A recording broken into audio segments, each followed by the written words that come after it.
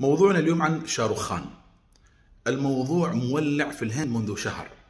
من شاروخ خان؟ شاروخ خان هو أيقونة السينما الهندية بوليوود.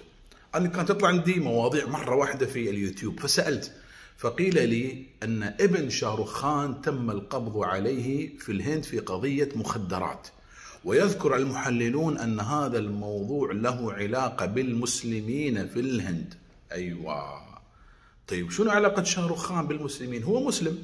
طيب، وقبل فترة انتقد الحكومة الهندية في موضوع الظاهر، فهناك حزب متعصب ضد المسلمين فما قبلوا منه حتى هذا النقد، وظهر بعض السياسيين وقالوا أنت عميل باكستان، وقال آخرون إذا ما عجبتك الهند اطلع.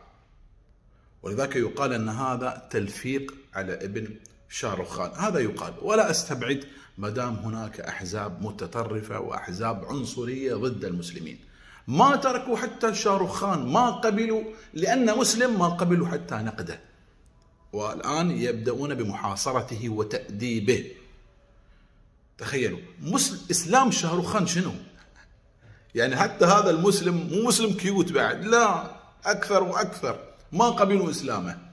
تدرون أن شاروخ خان متزوج من هندوسية، زوجته مو مسلمة، هندوسية. لا، وفي بيته قصر، ما باني مسجد وباني معبد للهندوس، وتارك عياله، اللي بيصير مسلم، اللي بيصير هندوسي، اللي بيسوي ميكس، أي شيء ما عنده مشكلة. وحاط لهم في البيت قرآن وجيتا، كتاب المسلمين وكتاب الهندوس، وعياله مسميهم خلط، إلا اسمه مسلم مسلم ولا هندوسي هندوسي، ما عنده مشكلة في هالقضايا الدينية إطلاقا، ومع ذلك لم يقبلوا منه. فكيف بالمسلمين؟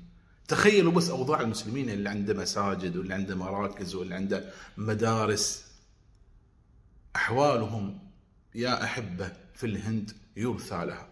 فلا تنسوهم من دعواتكم. اللهم كن لإخواننا المستضعفين في كل مكان، اللهم كن لإخواننا المستضعفين في الهند، أرجوكم لا تنسوهم من دعواتكم.